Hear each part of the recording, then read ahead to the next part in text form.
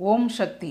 அம்மா அருளிய மன்ற வேள்வி முறையில் கருவறை அன்னையின் நாசியில் நூல் பிடித்து நேர்கோடு வரையப்படும். இக்கோட்டின் மேல்புறம் குரு கலசம் நிறுவப்படும். அடுத்து அருகோண சக்கரம் வரையப்பட்டு அதில் 9 சக்தி கலசங்கள் நிறுவப்படும்.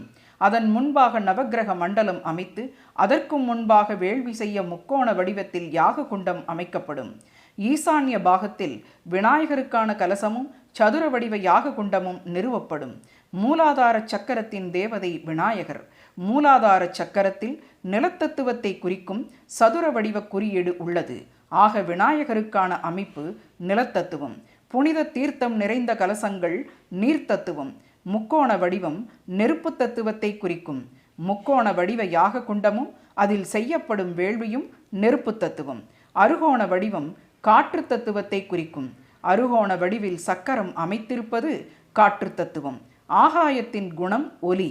ஓம் வெளியினில் ஒலிநிலை வகுத்தாய் போற்றிவோம் என்று மந்திரமும் கூறுகிறது. வேள்வியின் போது ஓதப்படும் மந்திரங்களின் ஒலி ஆகாய தத்துவம். இப்படியாக மன்ற வேள்வியை பஞ்சபூத தத்துவம் இணைந்த இயற்கை வழிபாடாக அமைத்து அருளிய அம்மாவின் திருவடி போற்றுவோம்.